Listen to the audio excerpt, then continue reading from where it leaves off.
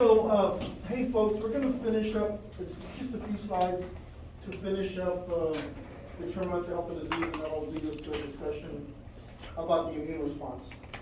So, we're talking about the defenses of the body right now. We were talking about innate defenses, and some of the innate defenses have to do with chemicals that are produced by the body. So here's a list of some of the chemicals that are produced by the body that have antimicrobial properties, right? Sebaceous secretions, right? Lysozyme in tears, right? Lysozyme is an enzyme that breaks down cell walls. So one of the first things that happens is when something gets in your eye, you tear up pretty fulminantly. That's one of Sydney's favorite words. And so you tear up quite a bit, and that's because the eye is protecting itself. It's one of the defense mechanisms. Okay?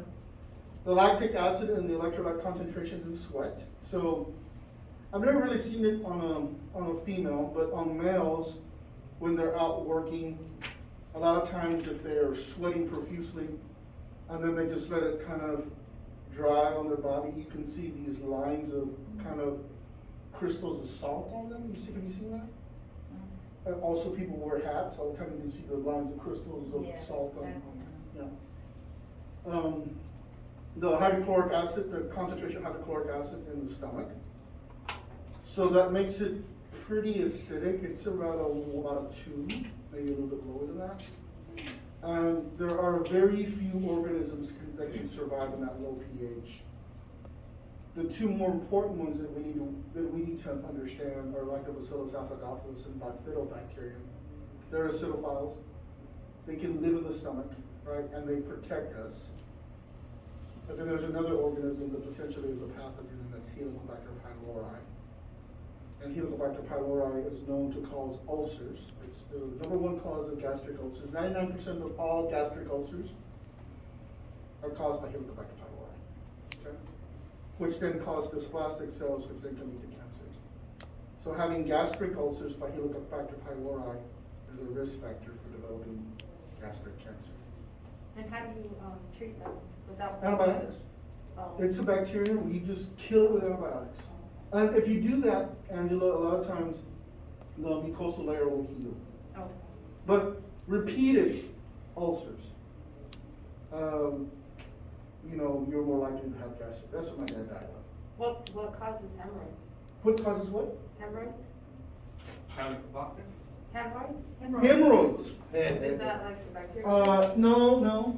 So hemorrhoids are caused by a variety of different reasons, mostly the pressure in that area of the body, or a little bit of a clotting that happens in some of the capillaries of that area of the body, which then leads to the exacerbated swollen hemorrhoid.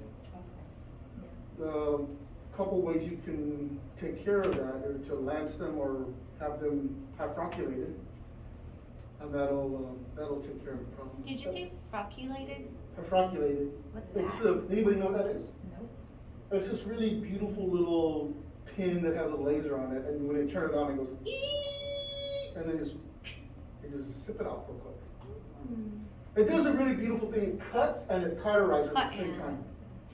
Right? So that works really well. Okay? Anybody? That was an interesting question. So thank you for asking. The digestive juices and the bile, even the fluid that the semen is in has antimicrobial properties. I've never heard that. Mm-hmm. And then the vaginal area itself, the pH, keeps all the organisms in check. Right. So as long as you keep a balance in the vagina, you're not going to have problems. But if you cause something to cause an imbalance in the makeup of the organisms that are in the vagina, then you can develop problems, right? Either bacterial infections or yeast infections. Mostly it's going to be bacterial infections, because one of the things that causes the biggest disruption of the vaginal area is the taking of antibiotics, because it kills off, it's broad spectrum, it kills off all the bacteria that are keeping each other in check. And if there's less bacteria in the vaginal area, then you have all the yeast come back, because the yeast are not affected by the antibiotics. Okay? So you can see how all these innate defenses are working to protect us. Another part of the immune innate system is complement. So Carolina, do you know what complement is? It's Yeah, okay I to think say. I think it's like complementary DNA that. Well, that's different, right? So complement itself is a group of serum proteins that can be initiated by a bunch of different things. But what happens is there's a cascade. So think of a sparkler, think of a firework, like a sparkler, you know what I'm talking about? It comes off in a cascade, you light it, and then it goes like this. That's the way the complement system works. There are three parts of it. There's the classical pathway, the alternate pathway, and the lecithin pathway. I don't need you to know all that stuff. I just need you to know that complement itself is a series of proteins that get initiated by the immune system, and they have the ability to wipe out all kinds of microorganisms. Okay? And so that's really important when you think about a secondary response to an infectious agent that's come into the body. Okay? And then interferons. Interferons are molecules that are produced in a little bit, just a small, minute amount by every single cell. And interferons have the ability to interfere with viral replication processes and the development of tumors, because they interfere with the transcription and translation of messenger RNA, right? So these are protective molecules that are produced by every single cell in our body. Sometimes we use some synthetic forms to fight off different diseases, right? So the one that I'm familiar with, because I have a friend who has multiple sclerosis, when she has an episode, they'll give her a little bit of beta seron, which is an interferon. And it helps her so she doesn't have as long a problem with that episode. I've heard that it's also being used to treat myasthenia gravis, but I don't have any experience with it at all. I just haven't heard that. Okay? Any questions? So I just need you to know that interferons are produced by, just a little bit of it is produced by every single cell, and they have the ability to interfere with the replication process of viruses and the formation of the tumors. That leads us to talking about microbiota. Microbiota is the same thing as the microbiome, is the same thing as normal flora. And these are the organisms that live in and on us and protect us, right?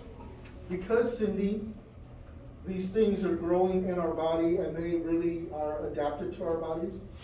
So as they're growing, they're not allowing for pathogens to come in and get established and cause infection, right?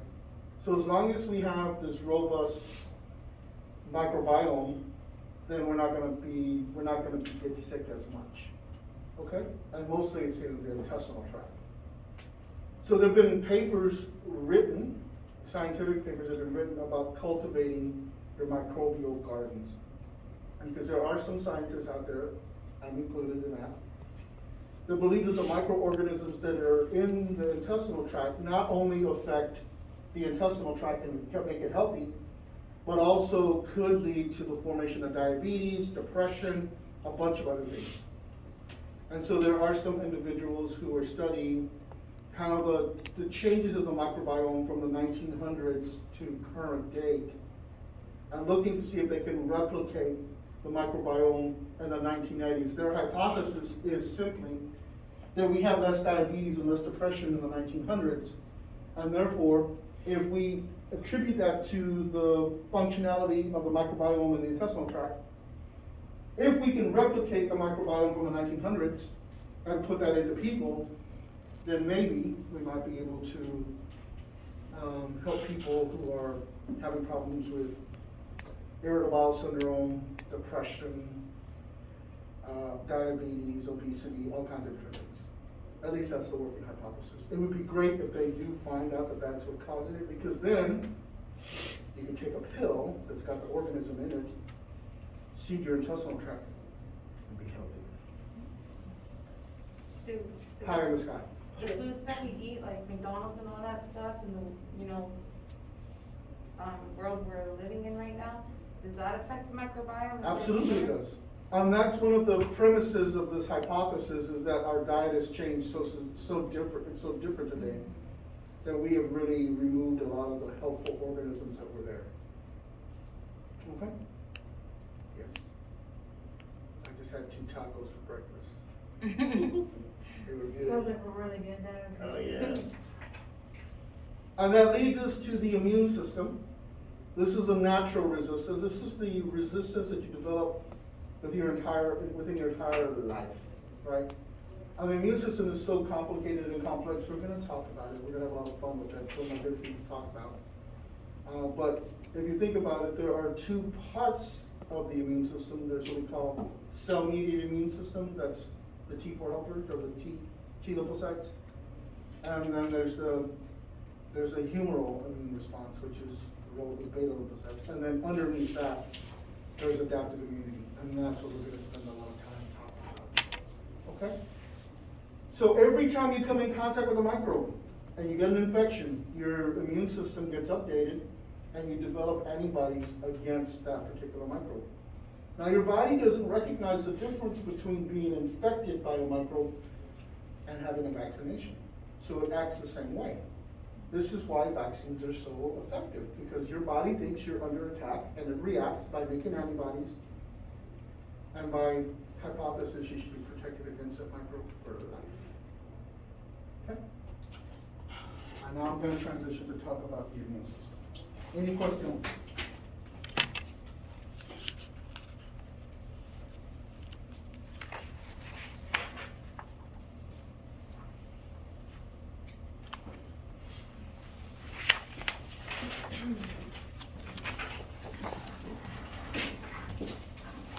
So,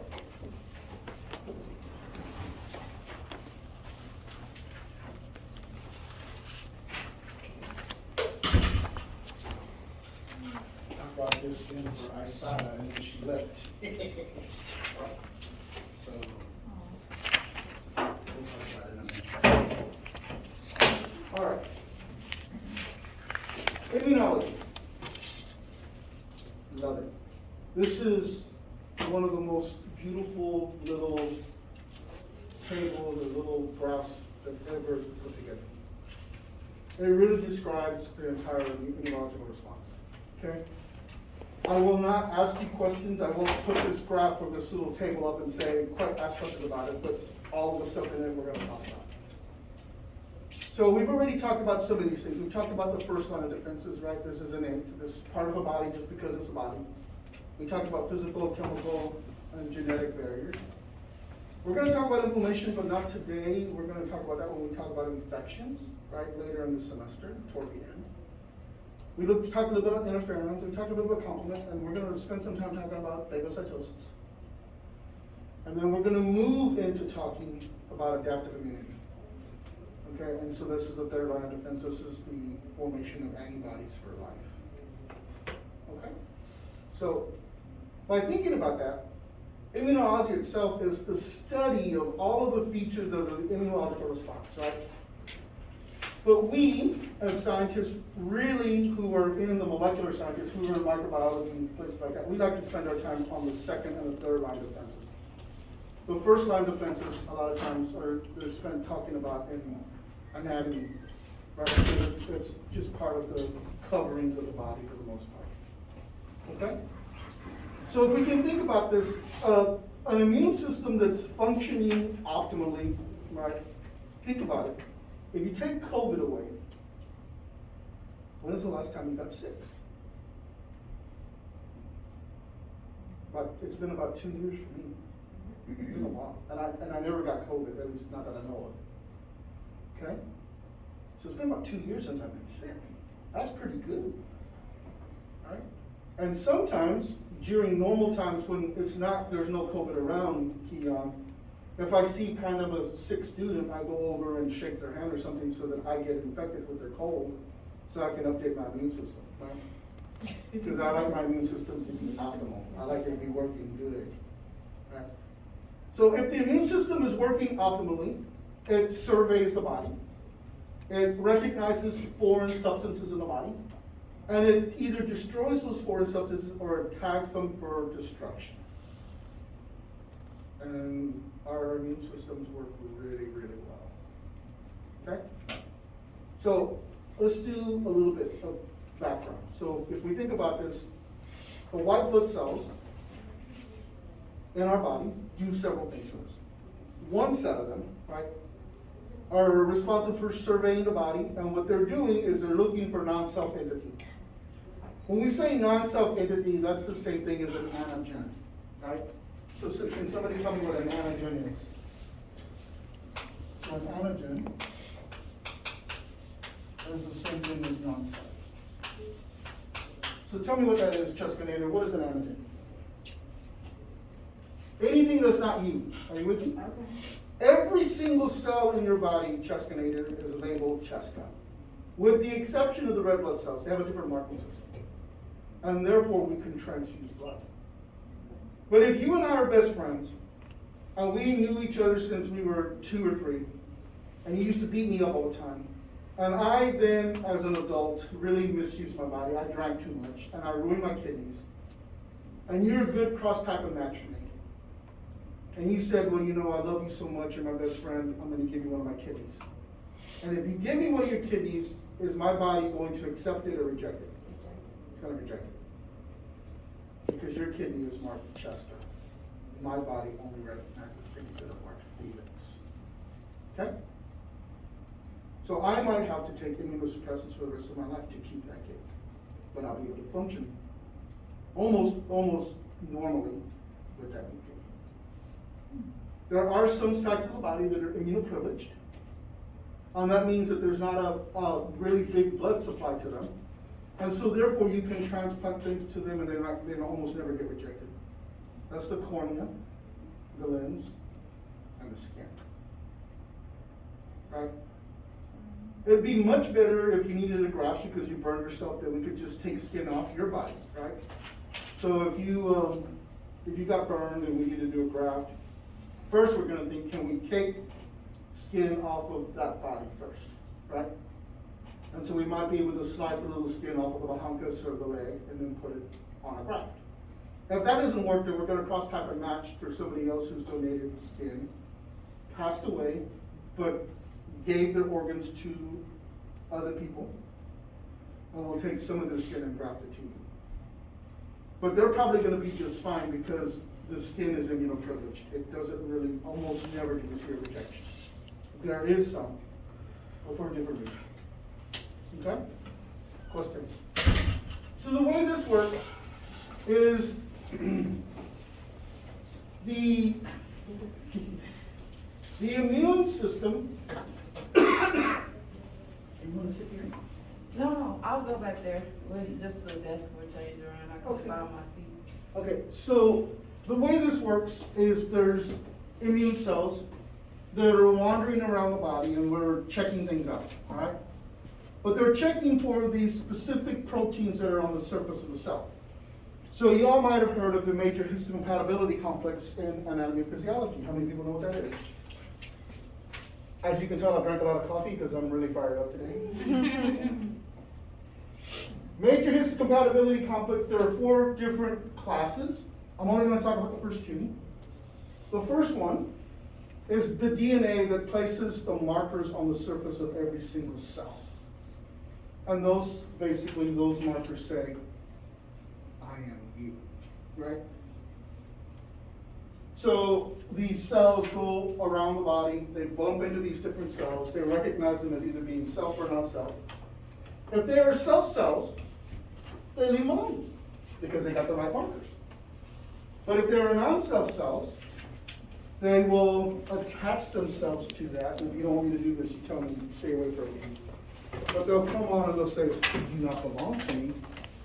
If that cell is small enough, they will just simply engulf them, phagocytosis, and destroy them completely.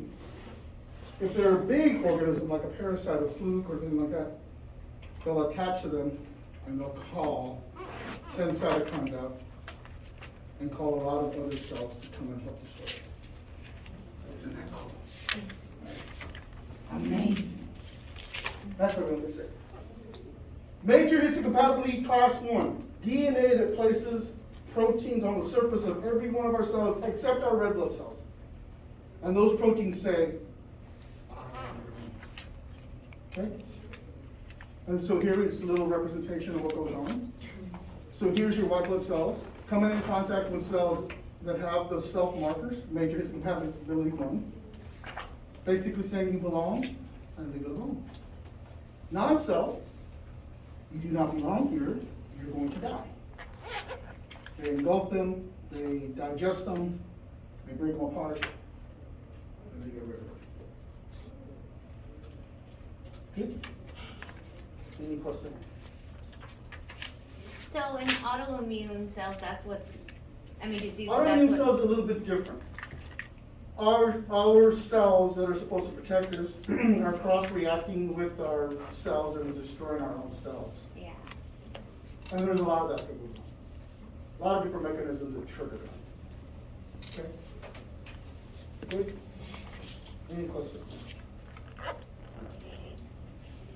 So let's talk about the role of the beta lymphocytes and the T lymphocytes, the B and the T lymphocytes. So, if we think about this, a little bit of background, an antigen we've already established because Jessica here told us that the antigens are things that are not part of our body. Okay? Antigen means the same thing as an cell. An antibody are proteins that are made against these non-self proteins, and the antibodies are made so that they are specific, Angela, so that there is a specific antibody for every single infectious agent that you ever had in your entire life. So each of us have our own library of infectious agents that we've come in contact with, and we could check to see what those are by getting a little bit of our blood and looking at titers of different things. You can tell what we've been infected by because we're protected, or vaccinated by because we're protected against it. And we have these antibodies for life. Okay? For how long? For life. Oh, for life, okay. And we'll explain what boosters do and things like that in just a little bit. Okay? So if we think about this, here's some bacterial cells, but you can see they're being attacked by this particular immunoglobulin and antibody that's IgM. We're going to be talking about those in a minute and how they function. Okay? But the little things on the surface, the little proteins that are on the surface are called epitopes. So epitopes are those markers on the cell, and every single one of them has different epitopes. And that's how we could call those non-self markers, or self markers. Because it's those proteins that allow for our immune cells to recognize whether they belong or not belong. So tell me why cancer is such a big problem in the humans. Why is cancer such a big problem? Well, it divides so rapidly that the immune system can't keep up with it. Correct. And so even though you might have cancer at a very young age, you may not see the symptomology for several years later, right? Well, why doesn't the immune system knock it out? Well, it divides too rapidly, right? Or What's that? it divides too rapidly. It does divide very rapidly, but that's not the reason. Because that their cell. It has self cells. So even if the immune system says, what the hell are you, it recognizes those self cells and it doesn't destroy it. Now, that's not for all cancers, but a lot of them. Okay? So therefore, cancer can go undetected in us for a long time. And then it starts to show symptomology. And unfortunately, at that point, we're at stage 3 or stage 4 in the development of cancer, and it's hard to get rid of. That's why doing those milestone screenings for cancer is really important, right? And so the ones that we can screen for are things like breast cancer, which is very aggressive, prostate cancer, testicular cancer, cervical cancer, colon cancer, right? Those are the ones that are typically being screened for, right? And so we should be doing that, right? So when you get around 50-ish, you should get your first colonoscopy. Okay, look to see to make sure you don't have any abnormal polyps and things like that in your colon. Okay, and nowadays you could there's this little test you can do at home. It's kind of expensive, so it's like $200, but it's not invasive at all, like a colonoscopy would be. Right? But a colonoscopy is much more specific, and it almost costs you nothing because it's considered to be preventative and insurance covers it. Yep. I have someone, she's older than 90. She got a cancer around this. How old? 90 something. She was born in 1990? No, Oh, she's she was She in her was 90s. 90 years old. yes. But the cancer doesn't spread. That's good. So that's a slow growing, is it malignant or was it benign? Okay, so there's two different types of cancers. The benign ones are growth, but they're very slow to grow. And a lot of times they're not gonna affect you. The malignant ones will grow faster, like Carolina said, and they can metastasize, they can go to other parts of the body and cause a problem. I have a good friend right now who's in his 70s, who's been diagnosed with prostate cancer. But they're not doing anything because the physician told him, the oncologist told him that it's more likely that he would die from a natural occurrence than from the cancer because of his age. And so they didn't see any reason to perform surgery for somebody who's in an advanced stage. Okay? So they've just been monitoring it, right? So let's say he's about 74. Let's just say he lives to be 90. And at that point, you know, he needs to decide, well, no, the cancer's spreading. Do I want to have surgery at 90 or do I just want to kind of hang out and see what happens? Right? And that whole idea, that whole way they do it is they just, we take a wait and see attitude about cancer. For people who are older. Younger people don't so. And from my experience and all the cancers that I've had in my family, I've come to the conclusion that if you can resect it, you should do so. Okay, does everybody know what that means? Cut it out. Because if you can cut it out, and it hasn't gone into the lymph nodes and you've gotten everything, the likelihood of survival, they call it a survival rate, is really great, right? Whereas if you leave it in and treat it with chemotherapy and radiation, you might get it so that it's sequestered, but you're still gonna have to remove it. But if you leave one cancer cell in there, it'll come out back. That's why breast cancer is so aggressive. And so we should, breast cancer specifically, and it's in males also, it's more common in males than it ever has been. But females, they need to be doing their own self-examination. And you can just simply do that at home after showers and things like that. Okay. Find a lump, get it checked out. He said in males too. Questions? What's that? Oh no, I was just wait, what? Like I didn't know. I mean, I don't know, but I didn't ever think about it. But I didn't think breast. I mean, yeah, it can occur in men. They can. Wow. But not as common, but yes. It's more common now than it has been. Why is that? And that might, well, that might be for a couple of reasons. One of the reasons might simply be that that men are getting checked out more often, Mhm. right? Because once cancer is metastasized, we don't really care where it initially started. We care more about trying to treat it, right?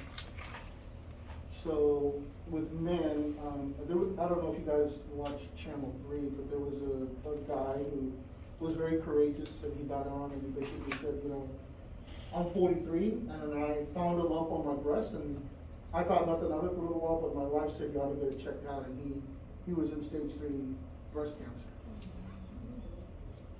Because he let it sit so long, or? I don't know when he first noticed it, they didn't make mention of that. But to me, if I saw something, if I felt something on one of my breasts, I'd go get it checked out pretty quick. Right? That's the same thing for men though with testicular cancer, right? Usually we see that in older men But if you read the literature that's out there, it's becoming more common in young men. Why is that? So it's one of those things that, and if you have young boys, Jessica Nader, you need to tell them about checking themselves, right? Yeah. Because that's important. I mean, most guys, first of all, we're not very good with pain. So if we start having a little pain down there, That is like, so oh my true. God, something's bothering me. Mom, I need to go to the doctor. Why? I can't tell you. Right? They're not gonna tell you, but they'll tell the doctor. Yeah. Are you with me? I can't tell you. Just take me, right? Yeah, that's what it is. Good? Question? All right, let's talk about the two immune responses, cell-mediated and humoral. So if we think about that, here's the difference, right? So with cell-mediated, you can see it's T lymphocyte-mediated.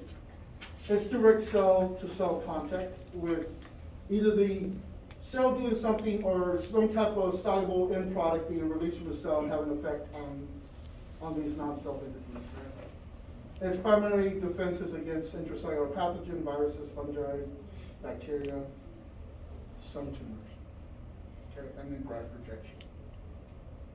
When we look at humoral immunity, it's the role of the beta lymphocytes. It's antibody mediated, and then you have protection against almost everything that's an extracellular pathogen and circulating viruses. These are the things that we're most interested in with COVID. So if you've heard me tell the story about my cousins who are a little older than I am, but have no science background at all. And so they call me all the time about, what they should do. Should we get the booster? I said, yes. He said, you didn't even hear our story yet. I said, I don't need to know your story, just go get the booster. But then after they both got COVID from, they think HEV, they don't know. I said, well, you wearing a mask? He said, yes. She said, no. So she's my cousin, he's my cousin-in-law, I guess. And she said, the kids and I were wearing a mask, but Roberto was not the guy. I said, that's typical. And so who got it worse? Robert got it worse. But then after they got through it, they called and said, have you heard about this stuff called convalescent? I said, convalescent plasma? Yeah. She goes, I think Robert and I should go give our plasma. I said, that would be really great. Go do that. And they did. So they went to give their plasma to help somebody else. And now they get called about every 8 weeks. Can you come give some more? So that's just what it is sometimes. Okay. I love this particular image. It tells us about where these stem cells begin and how they differentiate. Right, so within the bone marrow, there are some T cells, the pre-T cell. They get sent to the thymus, and in the thymus they differentiate. We say they differentiate or they specialize, and they become T cells, T lymphocytes. But in the bone marrow, when these stem cells are produced and they start to become B cells, they differentiate or they specialize in the bone marrow. So that's why they're called beta lymphocytes, because they differentiate in the bone marrow. A long time ago, we believed that they specialized and they differentiated in the bursa. And so that's how it got its name to begin with, B lymphocytes, because we thought that they arrived and they specialized in the bursa. But now we know that they differentiate or specialize in the bone marrow. Just so lucky that bursa and bone marrow both start with B, we have to change the whole way we thought about things. Right?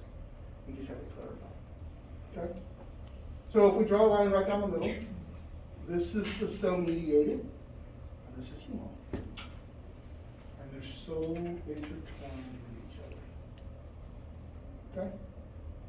I'm not going to expect you to know this, because it's mostly physiology, and we're not going to do that. But I do expect you to know the T lymphocytes in 3 different groups: the T helper, T cytolytic cells, and T suppressors, and then we'll talk about some specific ones. So the most important cell in the entire immune system is the CD4 helper or the T4 helper. It's the only cell that can turn on the immune system, right? It's the most effective one at doing so. Others can start it, But the T lymphocyte is the one, the T helper is the one that can turn it on completely. With me? This is why HIV is so diabolical, because HIV knocks out this one cell. And if you knock out this one cell, and even if all of the other parts of the immune system are still there, they never get turned on. So you don't die from HIV or AIDS, you die from some of the opportunistic disease that you acquire because you don't have an immune system. Okay? Of course there is. So, if you think back to the major histocompatibility complex, what is the function of the major histocompatibility complex class 1? What does it do? It's the same as the cell, What's that? but it's the same, it knows itself as the same. It puts the markers on the cell, therefore the cells are marked as self. Yep. So that is how the T helper works, right? The T helper is involved in recognition. It finds those markers on the surface of the cells and says, you belong to this body, you will not be destroyed. But if it finds something that doesn't belong to the body, then it's going to destroy it. And it will call the cytolytic cells. Sometimes the cytolytic cells are the ones that initiate the process, right? But you can see cytolytic cells are involved in inactivation. And then your suppressor comes in and modifies it. These are your CD25. CD4, CD8, CD25. Okay? CD4, CD8. And CD25s. Okay? That's the different name also. These are the different names. T helper, T cytolytic, T suppressor. The way we talk about them in the lab are CD4, CD8, CD25. Do you want us to know the CD4, CD8? Would you like to? Do you Yeah. need us to? Would you like us to? Yeah? Would you like us to? No, wait. No. No. Don't make it harder than it is, okay? How about just T4 helper, T cytolytic, and T suppressor? That's easy, Better. okay? So I want you to know that there are some of these T lymphocytes that are really important to us in microbiology. And so I want you to know that neutrophils and eosinophils can destroy pathogens. Okay? I want you to know that neutrophils and eosinophils can undergo the process of diapedesis. What's that? Oh, good. You asked the right question. Diapedesis is the ability of these white blood cells to leave the circulatory system and go into the tissues and the organs. Why is that important, Miss Victoria? Yes, you do, you know. Say it again. Oh, say it again. What What, does how it do I do? spell first? Diapedesis. Oh, okay. Diapedesis is the ability of the white blood cells to leave the circulatory system and enter the tissues and the organs. So it can do the surveying for the antigens, right? But why? I mean, it's already knows something's going on if it's leaving the white blood cells. I mean, if it's leaving the circulatory system and going into the tissues. So it can call others? Because there's an infection in those tissues or those organs, and so it needs to get in there, right? Even your brain. Isn't that cool? This whole beautiful system known as the immune system is so freaking cool. The way it does things. And why we never get sick. Or get sick less. I'm sorry, I didn't understand. What? Can you speak one more time? Diabetes. No. Yes, Okay. please. I need Oh, that. okay. Diabetes I didn't is get the it down. ability of your white blood cells to leave the circulatory system, leave the blood, and go into tissues and organs. And the reason it would do that is because if there's an infection in these tissues or these organs, you want to have your white blood cells go there so they can kill those infectious agents. So it's for tissue and organ. What's that? So they circulate, keep circulating because they want to protect tissues and. Correct, Amundo. Okay. Good? Makes so much sense. Question. So, we see eosinophils when people have allergies or there's a parasitic worm infecting the body. Okay? We see neutrophils when we have a bacterial infection. So anytime, when we start talking about infections, anytime you see a parasite and there's a bunch of white blood cells around it, it's gonna be what? Eosinophil. If we see bacteria, it's gonna be what? Neutrophils. So we need to know, for the first time you said it's more like AMP, but we need to know how they work, like, for, What do you mean how they work? I mean, like. You need to know, neutrophil you need is to know like neutrophils are compared to associated those with. things we need to know. White blood Yeah, cells. you need to know neutrophils are associated with bacterial infection. A bacterial infection. Okay? And you also need to know the process of phagocytosis. Right? Because it's important from an infectious disease perspective. And so, if you remember the mnemonic, K, you can never go wrong. Oh, okay. K stands for C, chemotaxis, right? A, adherence or attachment, I, ingestion, K, killing, and D, elimination. So just listen to me. Well, first of all, here is a phagocyte, a white blood cell, about to completely ingest this yeast cell. The yeast cell is approximately 1/2 the size of that macrophage, but the macrophage is not gonna have a problem. It's just gonna engulf it and just start. How does that process work? Here's your macrophage. Look at all the different parts of it. It's attracted to these bacteria because they are labeled non-self. So it's attracted to them, chemotaxis. It attaches to them, adherence. And then it brings them into the phagocyte through a process known as phagocytosis. It's brought into the cell in a phagosome, right? So one that has basically engulfed and taken in these non-self entities into the cell.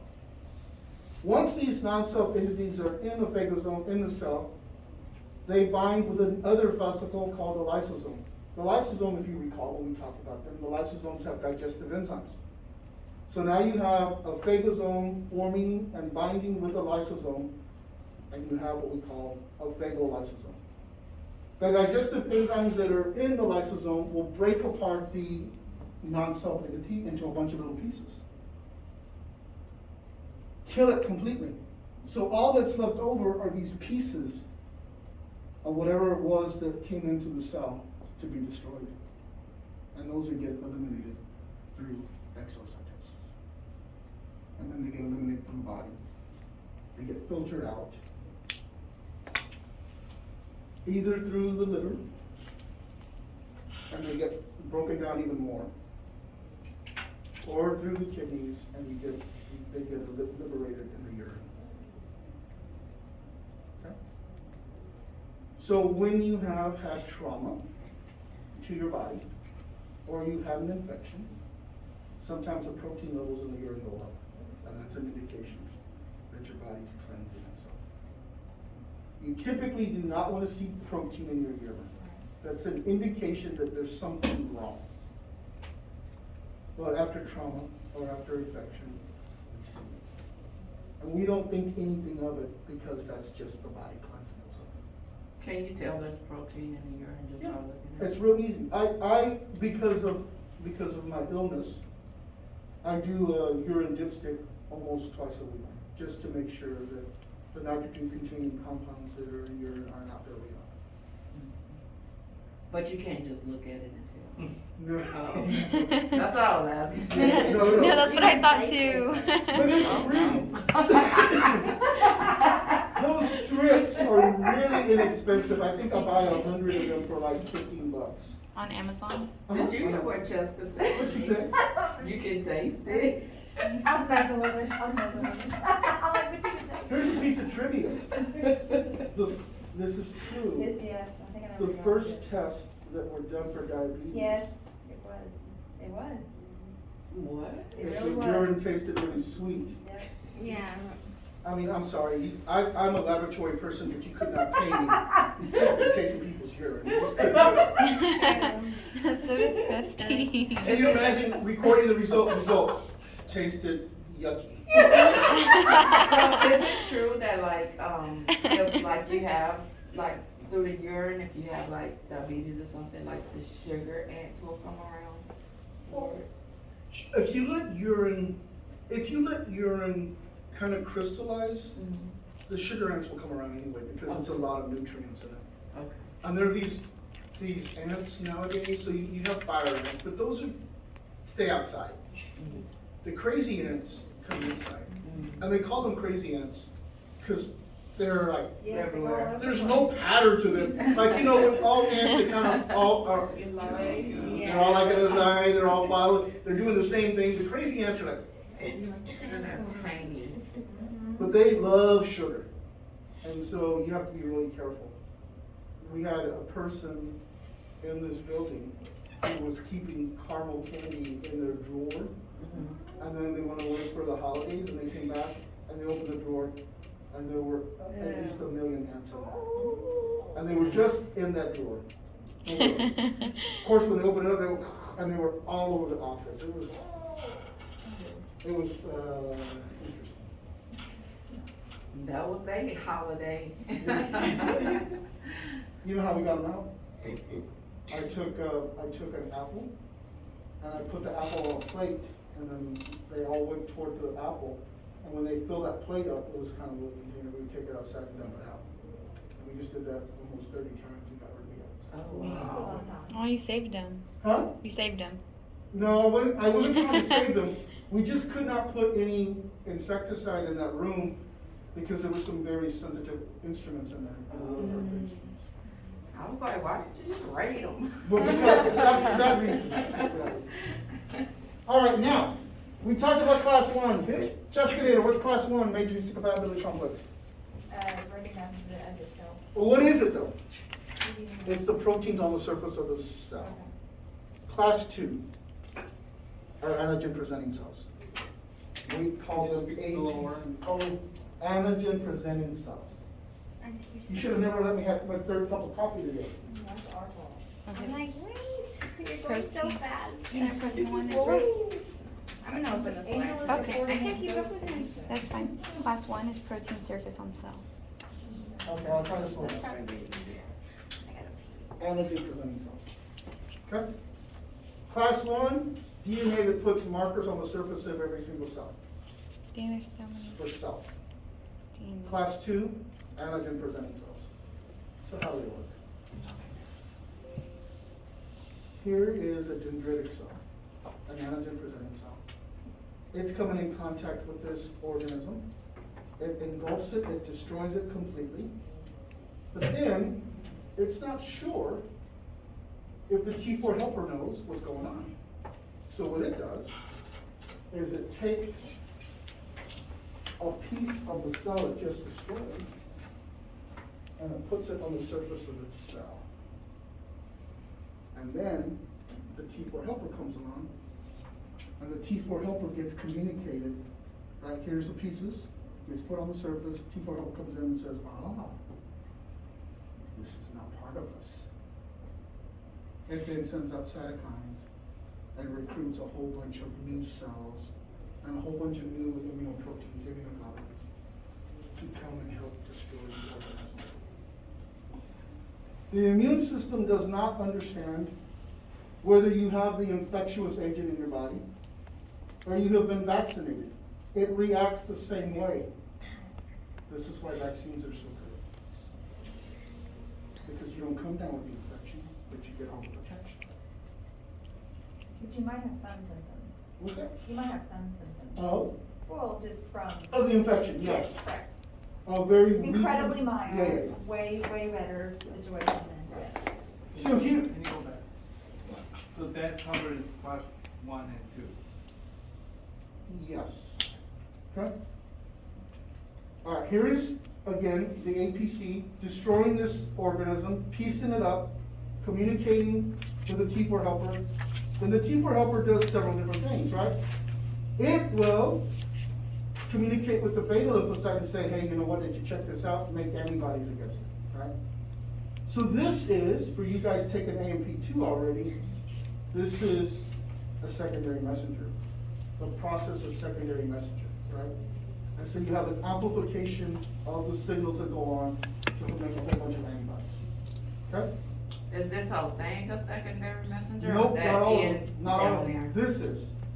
Okay. Here, you have the CD4 helper basically saying and initiating the release of a whole bunch of monocytes. Monocytes are just macrophages that are not mature yet. They become macrophages. But now the macrophages and the antibodies are being made in big numbers, right?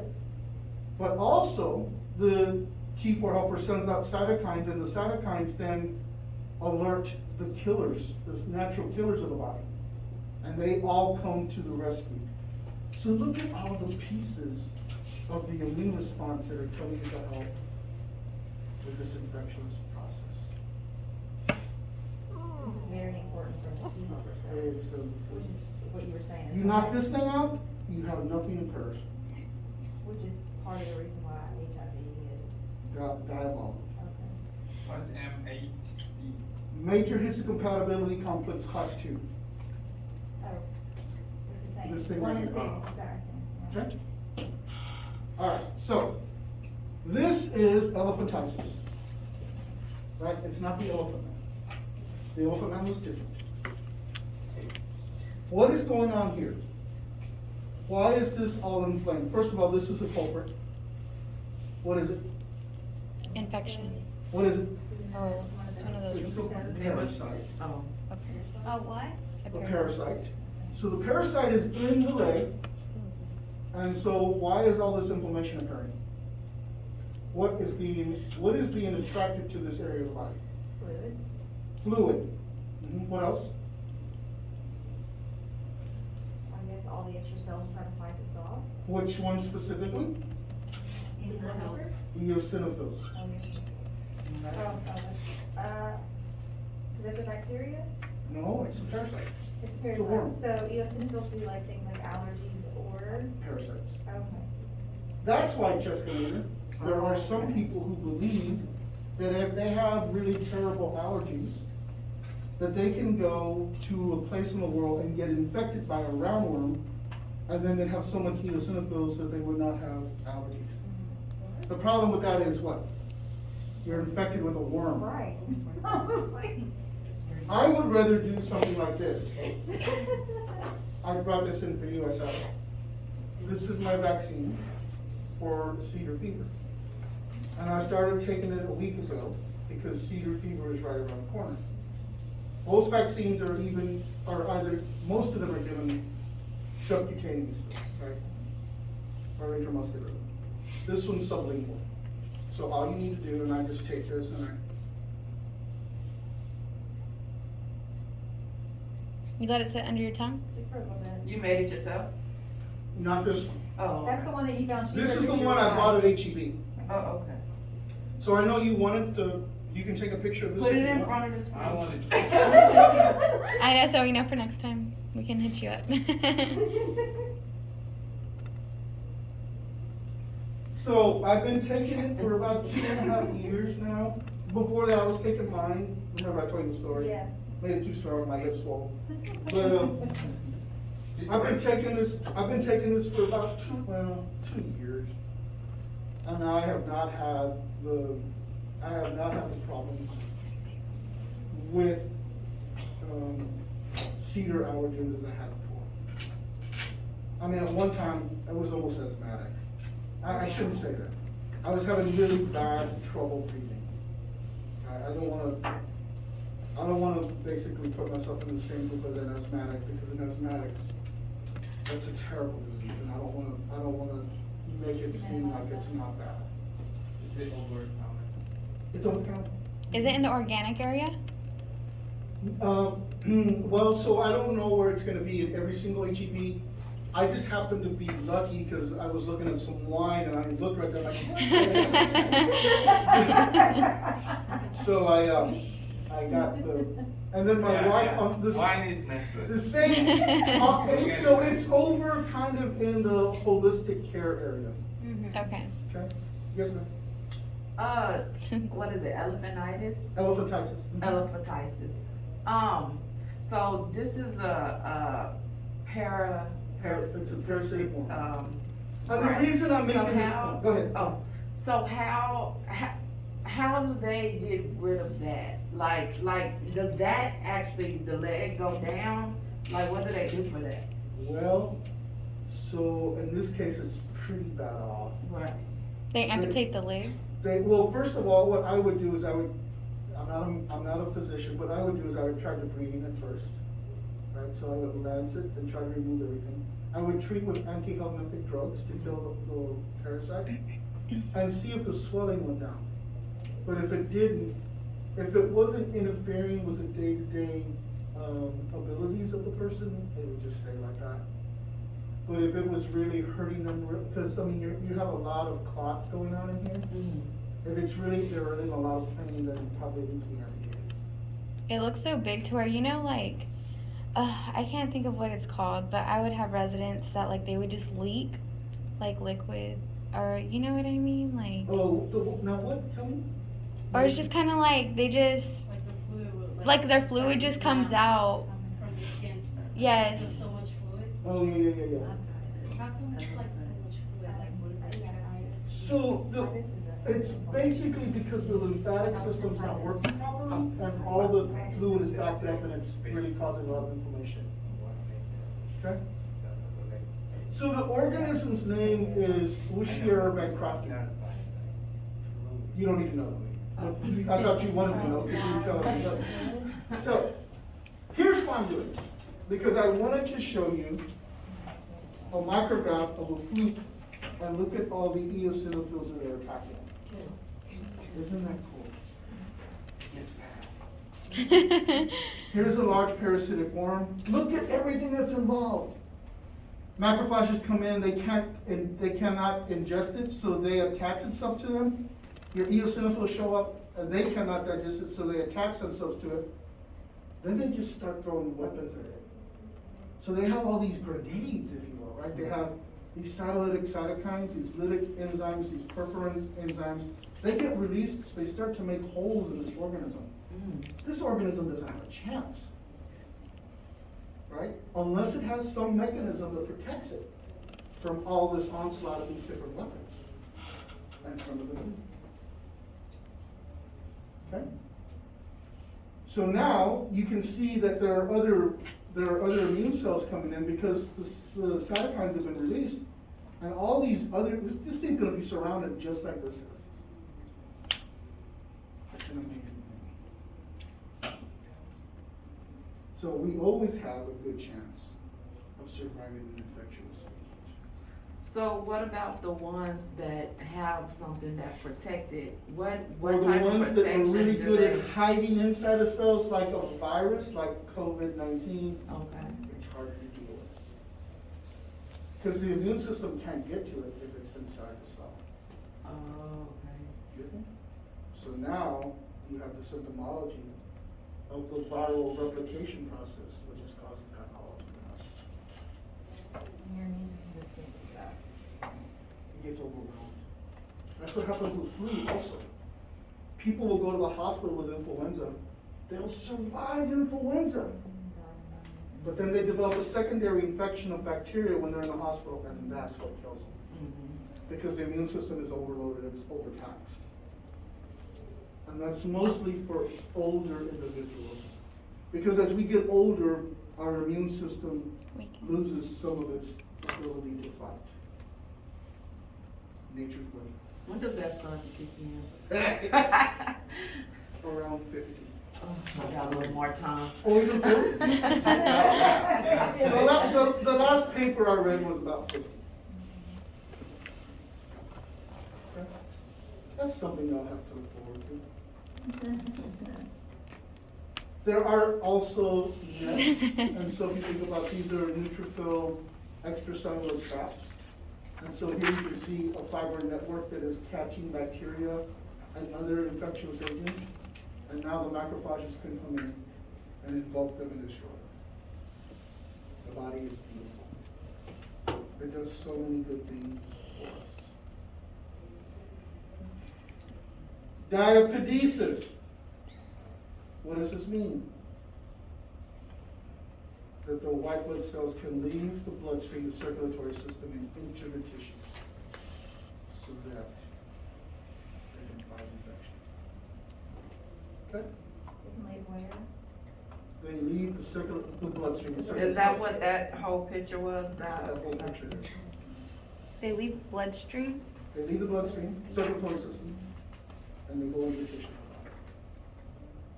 Okay? Cytokines, what do they do?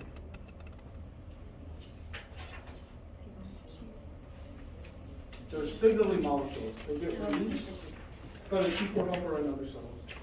And they recruit a whole bunch of new immune cells and immune proteins to come and help to destroy the disease.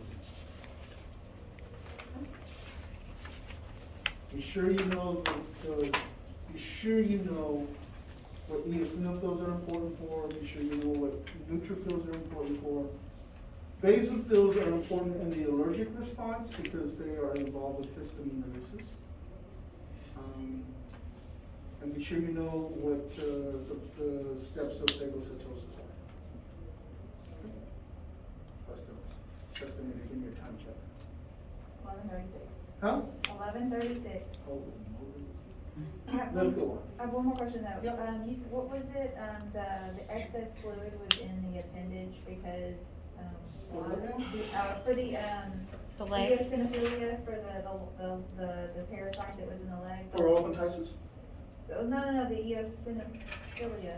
You didn't call it, is that called elephantiasis? Which one? The leg. Is That it? one, yeah. Yeah, it's That's- for elephantiasis. That's called elephantiasis. Okay, so the fluid is there because, Because you have a lot of blockage of fluid, so the lymphatic system is backed up and you have a lot of inflammation. Tissues involved, all kinds of It gets bigger. The most dramatic, and if you guys have the web, the most dramatic picture is a young man whose testes are so big they're in a wheelbarrow. They're in a what? Wheelbarrow. I've seen that before. You have? Is that what, what that is. Okay. All right, now let's do, that was all cell mediated, let's do humoral. Humoral is about antibody production. And there are 5 different antibodies, also known as immunoglobulins. And they are, I'm gonna put them in order of what I believe are the importance. IgM, IgG, IgA, IgD, and IgE. So to me, this is the level of importance.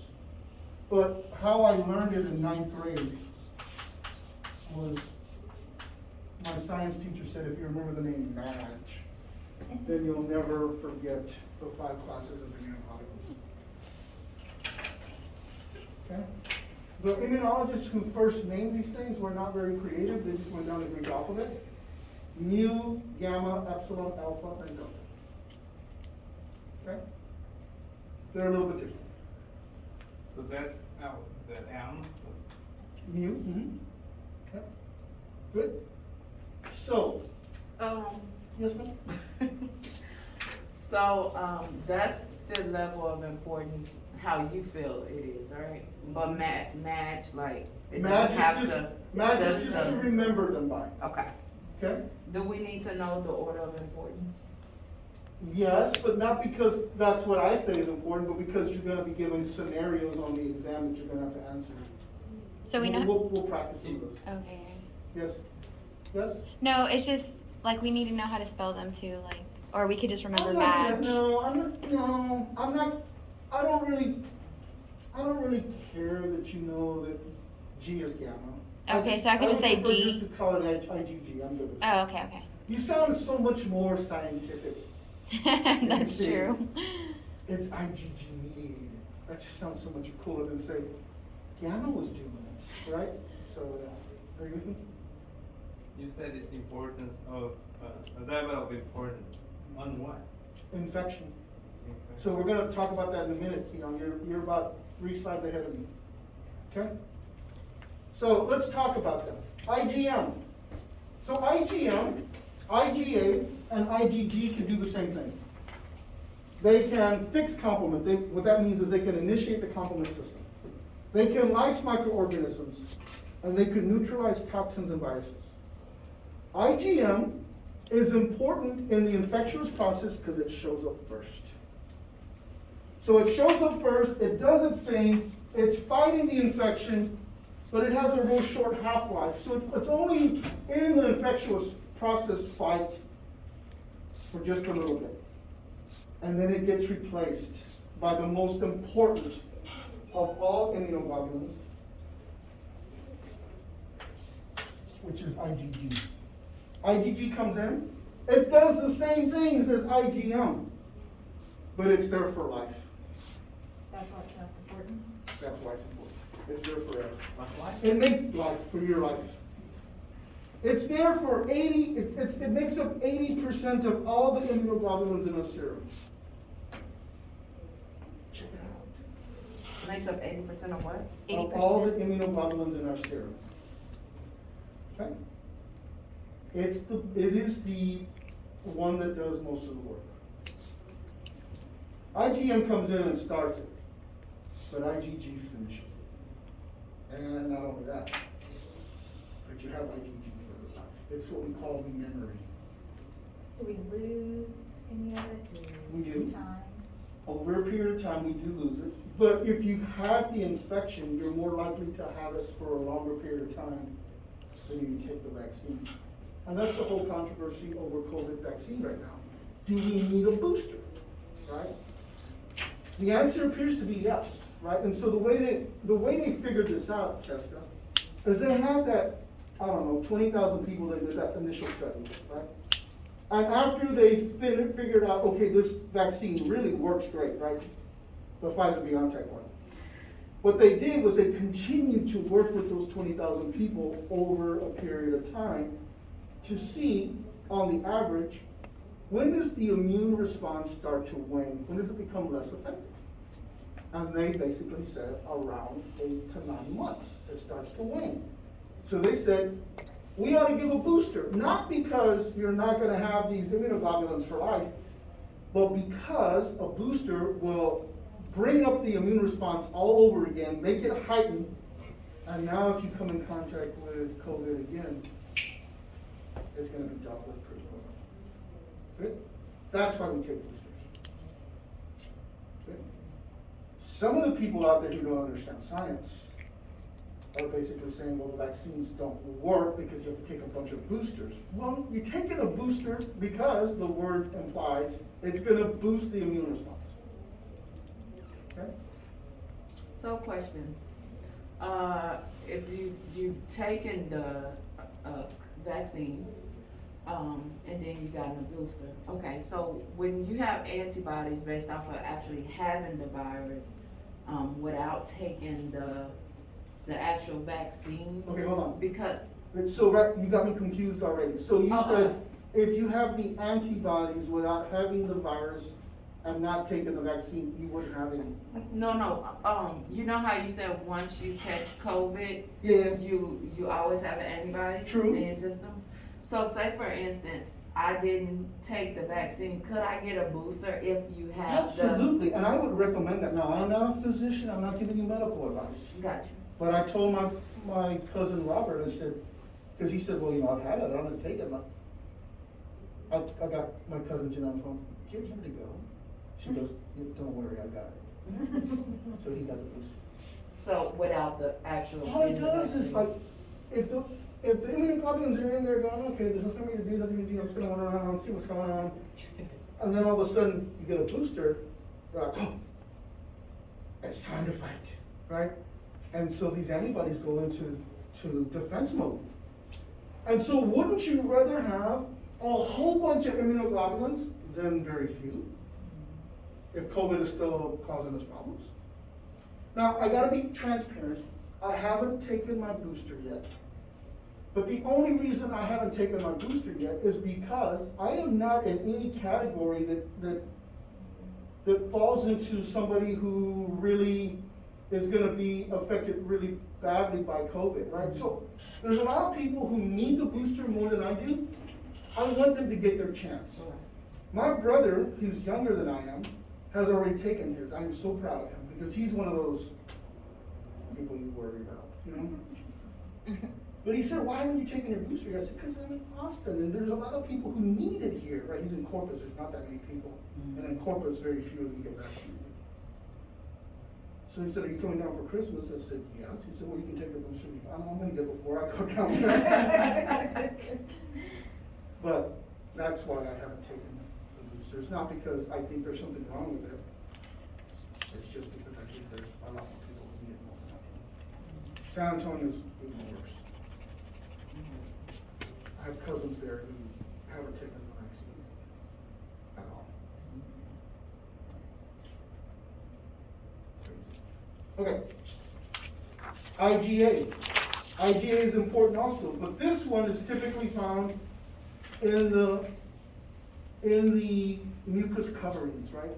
And if we think about those, right? So if you think about them, they make up about 10 to 15% that are circulating in the body, but they're mostly associated with the mucus secretions of the body, including the kidneys. Anywhere that there's an opening that the outside of the body can make it to the inside of the body, right? Then this is where these things are playing. So I think I told you that I have this thing called IgA nephrology. IgA nephrology is an autoimmune problem. It's part of my genetics. I blame my father. My brother has it also, but not my sister. So what it's doing is every time I get really sick, IgA goes crazy and it starts to attack my kidneys. So I don't take any analgesics. I could take Tylenol, but I don't. But I don't take ibuprofen or naproxen or anything like that, because that will actually exacerbate the problem. So I want to live at least another 20 years, Angie, and then after that, okay, let's see what happens. But so I'm trying to mitigate my disease. It's always important that you understand what your challenges are, so that way you can figure out a plan so that you can mitigate the disease. Okay? Not like my father, who never wanted to go to the doctor because he said, well, he's going to tell me bad news. I'm thinking, yeah. And that way you know, and that way you can do. So he never went to the doctor. When he finally started having enough symptoms, he went to the doctor, and then lo and behold, he had gastric cancer, and it was too late. Or if it had been caught early, it could have done something about it. Some people are scared of the unknown. It's that I just don't want to know. Not me. It's Tell me like what the hell is fact that- going on. Let me Well, deal some with it. people Let are me just deal with like, it. Right. it's gonna be bad news. I just don't want to know. IgD. IgD is found in less than 1% of all the immunoglobulins that are circulating in the body. It's associated with the surface of beta cells. We know that it's involved in signaling, but we just don't know a lot more about it. And then IgE is there in such a small amount, but it can have devastating effects. This is the one that gets triggered when you come in contact with allergies. It is supposed to protect you against them. It's supposed to have a full-on response to protect you against allergies. Sometimes it overreacts. And then you develop all kinds of adverse reactions to that allergen, including anaphylactic shock. Okay? So I had a friend who was from Philly, and he was working with me at J&J, and he decided to move to Austin, and he brought his family down, and they bought a house in Hutto, and his wife was allergic to ants. He sat in the grass, got stung by an ant, and my friend was not scared because he had seen this before. He went inside, he got the EpiPen, noticed that the cartridge that was loaded was not going to have anything in it. So he went to look for a replacement, and there were none in the house. Oh, no. His wife died in the first That's terrible. Ants are an important potential exposure to an anaphylaxis, but the most common one is peanuts. Right? So back in the day when I was in elementary school, my mom would always make cookies and things like this for my homeroom, right? You can't do that anymore, because there's too many people allergic to peanuts. Including my daughter. Yeah, so you have to be careful with it. I have a really good friend, microbiologist, we have lunch together, and one time we went without our wives, and I said, where do you want to go? He goes, let's go have Chinese food. I said, dude, he said, she's not here. He's like, she's not here. So we went in, the first thing he asked was, do you all use peanut oil or any kind of peanut products? And the wait person said no. So we ordered something, he ate it, and went home and he kissed his wife, and she went into anaphylactic shock. Oh, wow. So clearly that Gave her a was- piece. Wow. My brother got all the good looks of the family. He's buff, he's nice looking. He's allergic to bees, to Vespids. So we could be, all machismo, I'll take care of this, and then this is, he'll run, I'm like, where are you going, scaredy cat? And he goes, there's a bee. I'm like, no. But I understand why he's doing that, right? Yeah. Because he carries an EpiPen because of his anaphylactic. When I was a sophomore in college, had a girlfriend who liked Fruity Pebbles, and I thought I would impress her by eating Fruity Pebbles. I broke out in hives. Never again. Red dye? Huh? Is it the red dye? I don't know what it was, and I don't care. I don't touch any cereal that has anything like Fruity Pebbles in it. You don't even watch Flintstones. No. Yeah. So sometimes your immune system warns you, and my immune system said, do not do that again. Because every time you get exposed to the allergen, you get a much more fulminant reaction, much more serious reaction.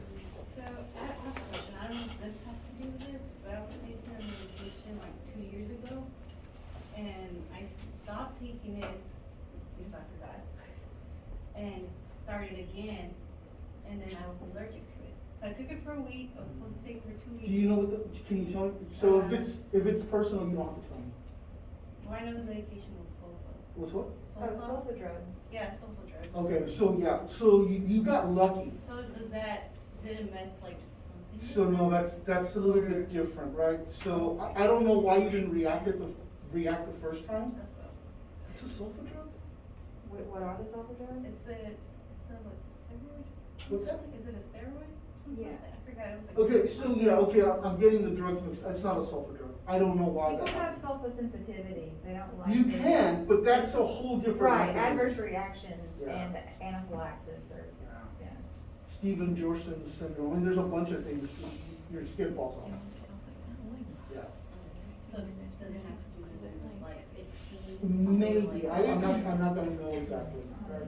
So, mostly we're talking about I proteins think and it's steroids. They're mostly lipid by nature, so yeah, I don't know. Okay. Question. Yeah, Can you just go buy an EpiPen, or do you like need to be? no, EpiPens are by prescription only. And it used to be that they were really cheap, you could buy a set of 5 for less than $100. Now they're really expensive. Cause they Story. save lives. No, There's a guy- because the pharmaceutical. No, there was a guy who bought the rights to make a certain type of EpiPen. He bought it from a company that wasn't making any money off of it, and he increased the price by about 1,000%. And when he did that, the other drug companies, to stay competitive, Competition. they raised the price also. That's just. There was like a really big hoo-ha about that, and I thought they had lowered the prices I don't know if they have it now. I was just really upset that they're messing with people's because it was lives. really ridiculously expensive for life-saving medication. Yeah, just like my daughter, every year I'll go and get some like 600 for just 2 boxes, but there's 2 in each, like, Yeah. 600. It's, I mean, to me, those things should be really inexpensive because they have the ability to save somebody's life. Mm. Do they expire? Yeah? Yes, they're biological, yes. You have 5 minutes.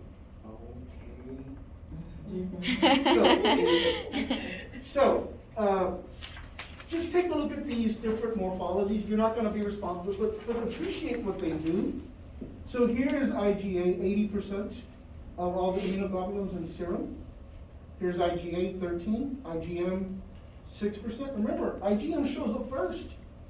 But it just does its job because that's what it does. But it's not the most important one. Right?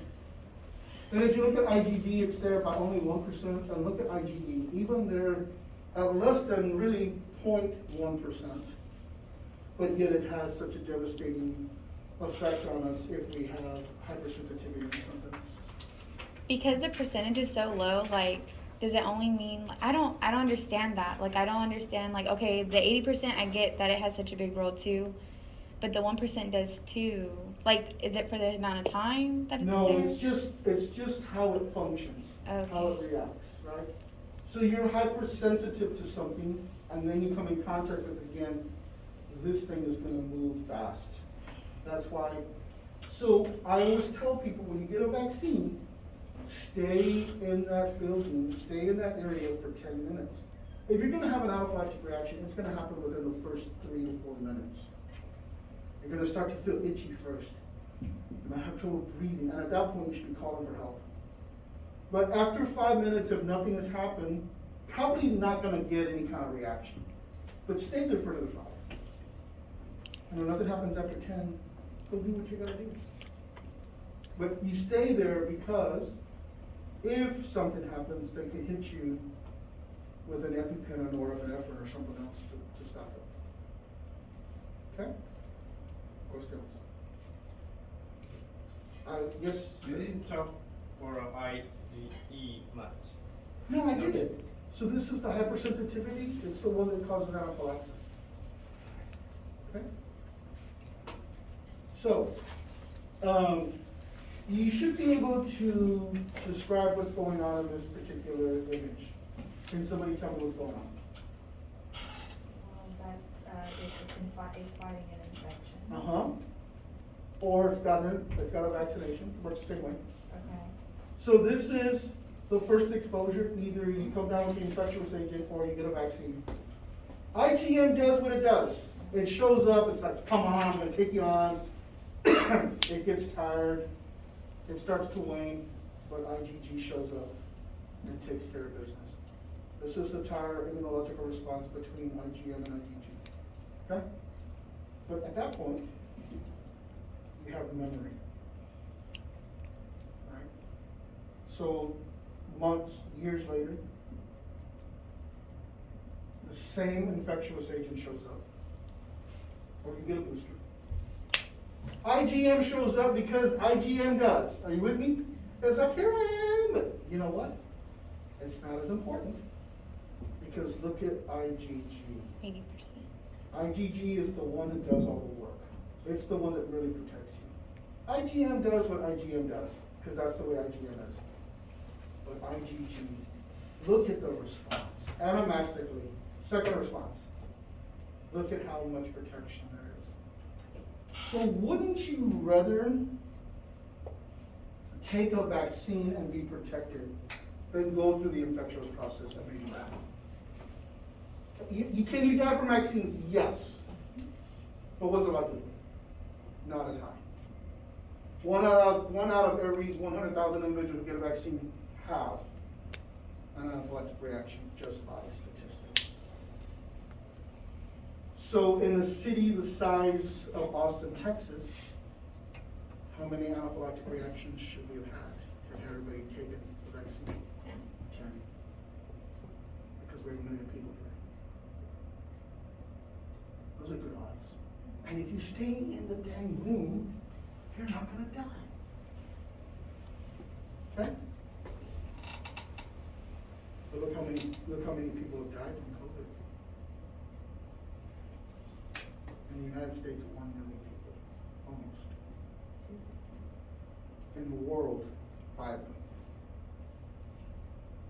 It's interesting that the United States has 1/5 of all the deaths associated. That's just so sad for a developed nation. Shouldn't be that way. So interesting. Yet we'd rather fight about the rights of an individual to choose. And then people literally dying in other countries because they don't have access. Immunoglobulins can do lots of different things. They can fix complement, start the complement cascade. They can opsonate. What that means is they cover the infectious agents. If they cover them, Angie, then they're easy to destroy. They can neutralize viruses and toxins.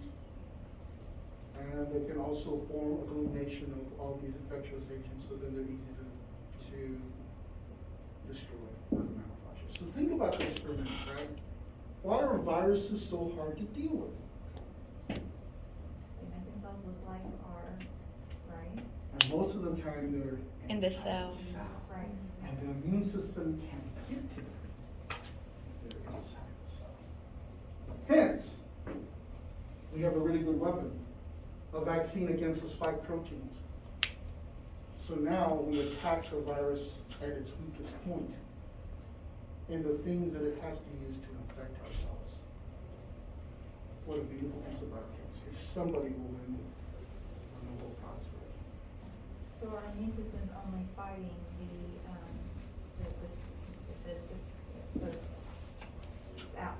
Spike words, protein. thank you for my words. If this is a They're spike protein, right, but- and there's a bunch of them on the virus, Right. and you attack these things and you cover them up, you render that particular virus completely non-viable. It's not gonna do anything.